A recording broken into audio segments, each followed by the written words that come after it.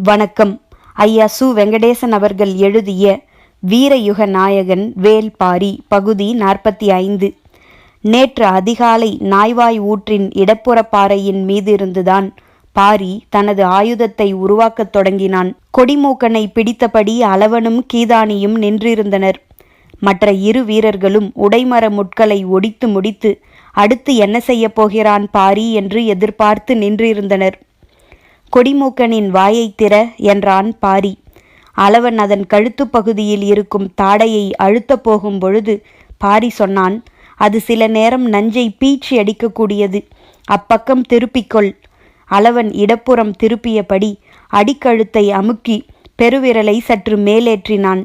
மேலும் கீழுமாக தாடை அகன்றதும் கண்ணிமைக்கும் நேரத்தில் நஞ்சை பீச்சி அடித்தது. நஞ்சின் சீற்றம் கண்டு அதிர்ந்தனர். பெரிதுமில்லாமல் சிறியதுமில்லாமல் நடுத்தரமான நீளத்தோடு இருந்த முட்களை கை நிறைய அள்ளி கொடிமூக்கனின் வாய்க்குள் போட கையை அருகில் கொண்டு வந்தான் பாரி. அவனது உள்ளங்கையில் இருந்த ரேகை இடுக்கின் வழியே முட்கள் வரிசையாக இறங்கி கொடிமூக்கனின் நாக்கோடு இணைந்து படிந்தன. அகன்ற அதன் வாய்க்குள் சுமார் 30 முட்கள் அடங்கின. முட்கள் எதுவும் மேல் நோக்கி இல்லாமல் சமநிலையில் கிடப்பதைப் போல தாடையை சற்றே அசைத்து சமப்படுத்தினான் அளவன். இப்பொழுது வாயை மூடு என்றான் பாரி. கழுத்து பகுதியை அழுத்தி கொண்டிருந்த அவனது விரல்கள் இப்பொழுது மேல் வாயையும் கீழ்வாயையும் சேர்த்து அமுக்கி வாயை மூடின. அளவனின் கையெலும்பை நொறுக்குவதைப் போல் கொடிமூக்கன் இறுக்கி சுருண்டு கொண்டிருந்தது. பாதி உடலை கீதானி பிடித்திருந்தான். ஆனாலும் முறுக்கி திருகும் அதன் ஆற்றலை கட்டுப்படுத்த முடியவில்லை. எருக்கு நாரை கொண்டு வாயை கட்டு என்றான் பாரி. வீரர்கள் இங்கும் அங்குமாக அலைந்து நாரெடுத்து வந்தனர்.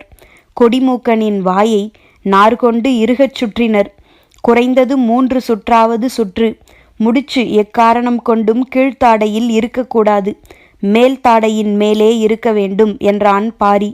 அவனது ஒவ்வொரு சொல்லுக்குள்ளும் இருக்கும் பொருள் அவர்களை வியப்பில் ஆழ்த்தியது. அதன் வால் சுழற்றி சுழற்றி அடித்து கொண்டிருந்தது. உடலின் கீழ்ப்பகுதி வரை அழுத்தி பிடித்திருந்த கீதானி வால் பகுதியையும் சேர்த்து அமுக்கி பிடிக்க முயலும் பொழுது பாரி சொன்னான், வாலினை சுழற்றி அடிக்கட்டும், உன்மேல் படாமல் மட்டும் பார்த்துக்கொள் என்றான். சரியென்று சொல்லி அதற்கு தகுந்தாற்போல் அளவனும் கீதானியும் கொடிமூக்கனை பிடித்து கொண்டனர். கொடிமூக்கன் தாடையை திறக்க முயலும் போதெல்லாம் அதன் நஞ்சுப்பை விரிந்து வாய் நிறைய நஞ்சை உமிழ்ந்து கொண்டே இருந்தது. வாய்க்குள் இருக்கும் முட்கள் நஞ்சில் ஊறிக்கொண்டே இருந்தன. எப்பொழுதெல்லாம் வாளை சுழற்றுகிறதோ அப்பொழுதெல்லாம் நஞ்சுப்பை திறந்தது. அதனால்தான் வாளை சுழற்றி அடிக்கட்டும் என்றான் பாரி. வாயை கட்டியவுடன் மலையேறத் தொடங்கினர். விரைந்து ஓட வேண்டிய தேவையில்லை. ஆனாலும் உள்ளத்தின் வெறி வேகத்தை கூட்டியபடியே இருந்தது. காரமலையின் 4 பங்கை கடந்தனர். முதலில் கையெலும்பு நொறுங்குவதைப் போல முறுக்கிய கொடிமூக்கன் சற்றே அமைதி அடையத் தொடங்கியது. அதனை கவனித்த பாரி, வீரனிடம் பாம்பினை கொடு என்றான். சரியென்று சொல்லி அளவன் அதனை வீரனின் கைக்கு மாற்றினான். வாங்கிய கணத்தில் மீண்டும் வெகு ஆற்றலோடு உடல் முறுக்கி சீறி தலை நெளித்து எழப் பார்த்தது. வீரன் சற்றே பதற்றமடைந்தான். அவனது கை முழுவதும் சுற்றி திருகியது. வால் பகுதியின் துடிப்பு மிக அதிகமானது. புதிய உடற்சூட்டுக்கு மாறும் பொழுது அது மீண்டும் எழுச்சி கொண்டு தாக்க தலைப்படும். வால் சுழற்றி விடாது அடிக்க நஞ்சுப்பை இடைவிடாது நஞ்சை உமிழும். அதனால்தான் குறிப்பிட்ட இடைவெளி வந்ததும் பாரி அளவனிடமிருந்து இன்னொருவனுக்கு கொடிமூக்கனை மாற்றினான். இப்பொழுது இன்னும் வேகத்தோடு அவர்கள் காரமலையின் மீது ஏறிக்கொண்டிருந்தனர். நேற்று இரவு முழுவதும் பெருமழை கொட்டி தீர்த்தது. எனவே எதிரிகளால் குத்துக்கல் பள்ளத்தாக்கில் ஓரடி கூட எடுத்து வைத்திருக்க முடியாது. சரியான இடம் பார்த்து பதுங்கினால் மட்டுமே அவர்கள் உயிர் தப்பிக்க முடியும். இல்லையென்றால் நீரின் வேகம் அவர்களை இழுத்து வந்து பெரும் பாறையில் அடித்து சிதற வைக்கும். அவர்கள் மழை நின்ற அதிகாலையில்தான் இறங்கத் தொடங்குவார்கள். பகல் முழுவதும் இறங்கினால்தான் பொழுதடையும் நேரம் சமதளத்தை அடைய முடியும். அதன்பின் முழு வேகத்தோடு ஓடுவார்கள்.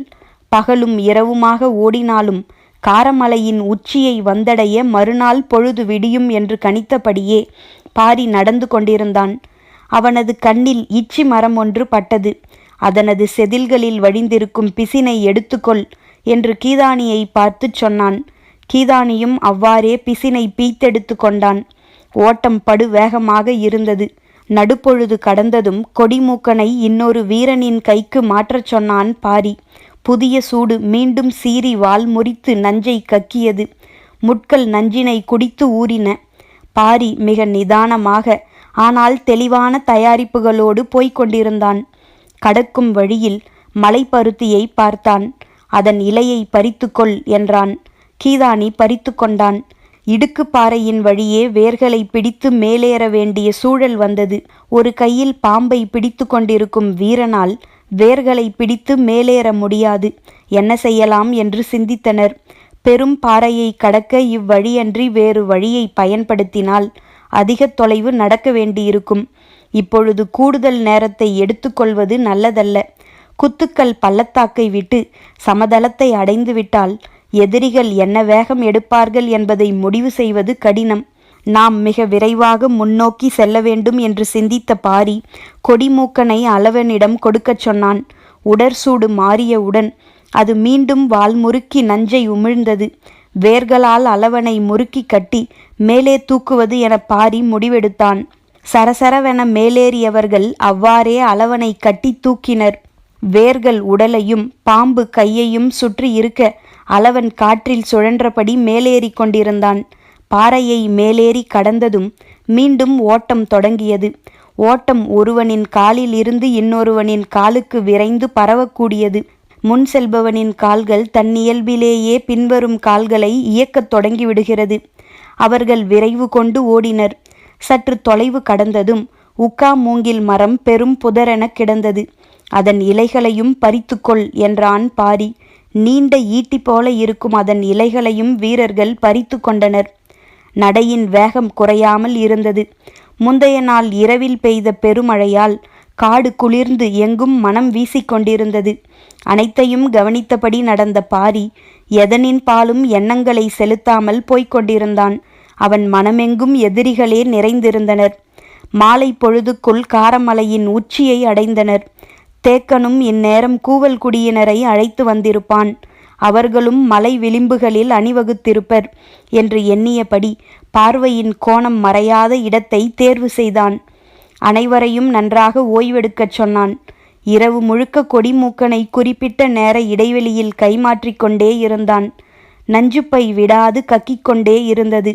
ஒரு பகல் முழுவதும் நஞ்சூரிய முட்கள் உடலில் தைத்தால் அதன் நஞ்சை தாங்கும் சக்தி எந்த உயிருக்கும் கிடையாது. ஆனால் இப்பொழுதோ பகலும் இரவுமாக 2 மடங்கு நேரம் முட்கள் நஞ்சேறி கிடக்கின்றன. இதன் வீரியம் அளவற்றதாக இருக்கும். கொம்பேரி மூக்கனை ஒப்பிட்டால் கொடிமூக்கனின் நஞ்சு வீரியம் குறைந்ததுதான். ஆனால் நஞ்சேறும் பதத்துக்கு 2 மடங்கு நேரம் கிடைத்ததால் இதுவும் அளவற்ற வீரியத்தோடுதான் இருக்கும். காரமலையின் உச்சியின் மீது இரவு முழுவதும் கவனம் கொண்டிருந்தனர்.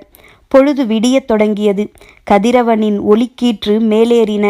வீரர்கள் வைத்திருந்த அம்பின் முனையை கத்தியால் சிறிதாக பிளக்கச் சொன்னான் பாரி. அவர்களும் அவ்வாறே பிளந்தனர். குகையை ஒட்டி உப்பருகஞ்செடி இருந்தது. அதன் இலையையும் கணுவையும் உடைத்தால் பால் வரும். அந்த பாலை விரல்கள் முழுவதும் தேய்த்துக்கொள் என்று கீதானியை பார்த்து சொன்னான். கீதானியும் அதன் கணுவையும் இலையையும் உடைத்தான். பாலூறி வந்தது. ஊற ஊற தனது வலது கையின் 5 விரல்களிலும் படும்படி அதனை தேய்த்து கொண்டான். கொடிமூக்கனின் வாய்க்கட்டை கழற்று என்றான். அளவன் பாம்பை பிடித்திருக்க வீரனொருவன் எருக்கு நாரின் முடிச்சை அவிழ்த்து கட்டை கழற்றினான். கழற்றிய வேகத்தில் அது வாய் திறந்து சீராமல் இருக்க அளவனின் விரல்கள் அதன் தாடையை அழுத்தி பிடித்திருந்தன. மலைப்பருத்தி இலையை புரட்டி வைத்து கொடிமூக்கனின் வாயை அதில் கவிழ்க்கச் சொன்னான். அளவனும் அவ்வாறே செய்தான். நஞ்சேறிய முட்கள் அவ்விலையில் கொட்டப்பட்டன. முட்களோடு சேர்ந்து கொடிமூக்கனின் நஞ்சு எச்சிலாய் வடிந்து கொண்டிருந்தது. வடியும் நஞ்சு நூல் அறுபட நேரமானது. பொறுமையோடு அனைவரும் அதை பார்த்து கொண்டிருந்தனர். முற்றிலும் வடிந்தவுடன் அதனை வெளியில் போய் விட்டுவிடு என்றான் பாரி. அளவன் குகைக்கு வெளியே போய் புதர் ஒன்றின் மீது கை நீட்டி அது வெளியேற வாகாக பிடியை தளர்த்தினான். அம்பு பாய்வதைப் போல அவன் கையிலிருந்து பாய்ந்து மறைந்தான் கொடிமூக்கன். மலைப்பருத்தியின் மீது கொட்டி கிடப்பவை உடைமர முட்கள் அல்ல, நஞ்சு நிரம்பிய பாம்பின் பற்கள். அவற்றை பார்த்த வீரன் ஒருவன், ஒரே ஒரு பாம்பிலிருந்து இத்தனை பாம்புகளை உருவாக்கிவிட்டானே பாரி என வியந்து நின்றான். பாரி சொன்னான், தாக்குதல் தொடுக்கும்போது ஒவ்வொரு முள்ளாய் எடுத்து அம்பின் முனையில் இருக்கும் சிறு பிளவுக்குள் பொருத்தி தர வேண்டியது அளவனும் கீதானியும் செய்ய வேண்டிய வேலை. முட்களை மிக கவனமாக எடுக்க வேண்டும். எடுக்கும் பொழுது சின்னதாய் குத்தினாலும் எடுப்பவனின் மேலே நஞ்சு ஏறிவிடும் என்றான். அதனால்தான் உப்பருகஞ்செடியின் பாலை விரல் முழுவதும் தேய்த்து கொள்ள சொன்னான் பாரி. பால் தேய்த்து காய்ந்த விரல்களின் மேல் உக்கா மூங்கிலின் இலையை கசக்கி தேய்த்தபடி இச்சி பிசினை பூசிக்கொள்ள சொன்னான். பிசினை பூசிக்கொண்ட சிறிது நேரத்திலே அது காய்ந்து இறுகி விரல் கவசம் போல் ஆனது. இனி முட்கள் விரல்களில் தைக்க முடியாது. கீதானியால் நஞ்சேறிய முட்களை எடுத்து தர முடியும். அவனுக்கு நஞ்சால் தீங்கும் நேராது. இந்த விரல் கவசம் எதுவும் அளவனுக்கு தேவையில்லை. அவன் பாம்பின் வாயிலிருந்தே அதனை எடுத்து தரும் வல்லமை கொண்டவன். பாரியின் செய்முறைகள் சிறிது சிறிதாக புரியத் தொடங்கும் பொழுது உருவான நம்பிக்கை அளவற்றதாக இருந்தது. வீரர்கள் தாக்குதலுக்கு ஆயத்தமாயினர். பெருவில் ஒன்றை பாரிக்கு தந்தனர். மற்ற இரு வில்களை ஏந்தி நின்றனர் வீரர்கள் இருவரும். பாறையின் மேல் நின்று காரமலையின் நாலாபுறமும் கண்களை சுழல விட்டு கொண்டிருந்தான் பாரி. அவன் கணித்த நேரம் நெருங்கிக் கொண்டிருந்தது. நேற்று இரவு சிறிது நேரம் கனமழை பெய்ததால் எதிரிகளின் ஓட்டம் சற்றே தடைப்பட்டிருக்க வாய்ப்பிருக்கிறது. அதுதான் இந்த தாமதத்துக்கு காரணம் என்று மனதுக்குள் கணக்கு போட்டு கொண்டிருந்தான். பாரியை சுற்றி 4 பேரும் பாய்ந்து செல்ல தயார் நிலையில் இருந்தனர். கைவிட்டு பிரியும் பொழுது கொடிமூக்கனிடம் இருந்த சீற்றம் இப்பொழுது 4 பேரின் உடலிலும் இருந்தது. நஞ்சேறிய முள்ளும் பகையேறிய கண்ணும் முறுக்கேறிய நரம்புமாக அவர்கள் கொதிப்பேறி நின்றிருந்தனர். காரமலையின் கீழ்திசை காட்டை கிழித்துச் செல்ல கால்கள் காத்திருந்தன. பொழுது விடிந்து நீண்ட நேரமாயிருந்தது. காடெங்கும் இருந்து பறவைகள் கலைந்து பறந்தன. கண்கள் இங்கும் அங்குமாக அலைமோதி கொண்டிருந்தன. சற்றும் எதிர்பாராத திசையிலிருந்து நரி ஊளையிடும் ஓசை எதிரொலித்தது. இது கூவல்குடியினரின் ஓசை. எதிரிகள் நரிப்பாறையின் வழியே காரமலை விளிம்பை கடந்துள்ளனர். கன நேரத்தில் பாரி எல்லாவற்றையும் கணித்தான். தான் இருக்குமிடத்திலிருந்து அவர்கள் இறங்கும் இடத்திற்கு செல்ல ஆகும் நேரத்தையும் வழித்தடத்தையும் அவனது மனம் திட்டமிட்டது. கணிப்புகளை விஞ்சும் வேகத்தில் கால்கள் பாய்ந்து கொண்டிருந்தன. நெடுந்தொடர் கொண்ட காரமலை குன்றுகளும் பிளவுகளும் நிறைந்தது. பாரி இருக்குமிடத்திலிருந்து 2 பெரும் பிளவுகள் தாண்டி அங்கு செல்ல வேண்டும். கூவல்குடியைச் சேர்ந்த பிறரும் அவர்கள் இறங்கும் திசை நோக்கி இந்நேரம் பாய்ந்து சென்று கொண்டிருப்பர். எதிரிகளின் ஓட்டம் குறிப்பிட்ட கால இடைவெளியில் ஓசையாக காடெங்கும் எதிரொலிக்கும் என பாரியின் மனம் எண்ணிக்கொண்டிருந்தது. மலைச்சரிவில் ஓடும் வழித்தடத்தை கண்கள் பார்த்திருக்க, கூவல்குடியினர் எழுப்பும் ஓசையை காது கூர்மையாய் கவனிக்க கால்கள் இணையற்ற வேகத்தில் பாய்ந்து கொண்டிருந்தன. மலைச்சரிவில் கால்களில் மிதிப்பட்டு கற்கள் உருண்டு தெரித்தன. கதிரவன் மேலேறுவதை பார்த்தபடி காலம்பன் ஓடிக்கொண்டிருந்தான். பரம்பு வீரர்கள் எப்படியும் மறிக்க முயல்வார்கள். வேட்டுவன் பாறையின் அருகே ஓர் ஊர் உள்ளது. அப்பக்கம் போகாமல் வேறு திசை நோக்கி இறங்க வேண்டும் என்று சிந்தித்தபடியே அவன் ஓடினான். வெற்றியின் எல்லையை நெருங்கும் போது களைப்பு தானே மறைந்து போய்விடும். புது உத்வேகத்தை எண்ணத்தின் வழியே உடல் எடுத்துக்கொள்ளும். அவர்களுடைய ஓட்டத்தின் வேகம் இவ்வளவு கூடுவதற்கு அதுவே காரணம். காலம்பனின் கவனம் இறங்கும் திசையில் கீழே மறித்து தாக்க வாய்ப்புள்ள இடங்கள் பற்றியே இருந்தது. பின்னால் அவ்வப்பொழுது எழும் ஓசையை அவன் கவனம் கொள்ளவில்லை. காரமலையில் 4ல் 1 பகுதி தொலைவை கடந்த பொழுதுதான் அவனது கவனம் சற்றே அதன் மீது சென்றது. 2 முறை நரி ஊளையிடும் ஓசை கேட்டது. உச்சிமலையின் மீது நரிக்கென்ன வேலை என்று சிந்திக்க நேரமின்றி ஓடிக்கொண்டிருந்தான். பின்னர் காட்டுக்கோழியின் கூவல் ஓசை கேட்டது. கூவலின் அளவு பெரிதாக இருந்தது. மிக அருகில் இருந்து கூவுகிறது. அதனால்தான் இவ்வளவு சத்தமாக கேட்கிறது என்று காலம்பனும் மற்றவர்களும் நினைத்து கொண்டனர். காலம்பனின் கவனம் இறங்கும் திசையில் எதிர்கொள்ளப் போகும் எதிரிகளின் மீதே இருந்தது. பின்னால் சங்கிலி தொடர் போல பின்னப்பட்டு வரும் ஓசைகளின் குறிப்புகளை அவன் அறியவில்லை. நேரம் செல்ல செல்ல அவர்களின் கால்கள் வேகத்தை கூட்டின. ஆனால் அதே அளவு வேகத்தோடு காரமலையின் பல இடங்களில் இருந்து அவர்களை நோக்கி கால்கள் வந்து கொண்டிருந்தன. எதிரிகளின் ஓட்டத்துக்கு ஈடு கொடுக்க முடியாது. ஆனால் அவர்கள் இறங்கும் திசை அறிந்து அதனை நோக்கி குறுக்கிட்டு வருவதால் கூவல்குடியினரும் பாரியும் மிக துல்லியமாக அவர்களை நெருங்கிக் கொண்டிருந்தனர். காரமலையின் சரிபாதியை அவர்கள் கடந்துவிட்டனர் என்பதை கூவல்குடியினர் வீசி எறியும் கூகையின் குழறல் சொன்னது. வேட்டுவன் பாறையின் மீது நின்றிருந்த வேட்டூர் பழையன் ஓசை வந்த இடத்தை கணித்ததும் அதிர்ச்சியடைந்தான். அவர்கள் சரிபாதி தொலைவை கடந்துவிட்டனர். இன்னும் ஏன் பாரியின் தாக்குதல் நிகழாமல் இருக்கிறது? பாரி எவ்விடத்திலிருந்து வந்து கொண்டிருக்கிறான்? இவ்வளவு நேரமாகியும் வந்து சேர முடியவில்லை என்றால் அவன் மிக தொலைவில் இருந்து வந்து கொண்டிருக்க வேண்டும். காரமலையில் வைத்து அவர்களை தாக்குவது என்ற திட்டமே ஆபத்தானது. இப்பொழுதோ அவர்கள் பாதி மலையை கடந்துவிட்டனர். இனி அவர்களை தாக்குவது இன்னும் ஆபத்தானது. பழையனின் மனம் குழம்பியது. தவறிழைத்து விட்டோமோ என்று தோன்றியது. பாரி இந்த ஆலோசனையை சொன்னபோது உறுதியாக மறுத்திருக்க வேண்டும். அவ்வாறு செய்யாதது சரியன்று என்று தனக்குத்தானே மீண்டும் மீண்டும் சொல்லிக் கொண்டிருந்தான். எதிரிகளை பின்தொடர்ந்து ஓடி வரும் நீலனுக்கு எதுவும் புரியவில்லை. ஓடிக்கொண்டிருப்பவர்கள் யார்? கூவல்குடியினர் ஓசையை எழுப்பியபடியே இருக்கின்றனரே. அவர்கள் யாருக்காக ஓசை எழுப்புகின்றனர்? ஓடுகிறவர்கள் எங்கெங்கோ வளைந்து செல்கின்றனர். கணிக்க முடியாத பாதையில் அவர்கள் செல்கின்றனர்.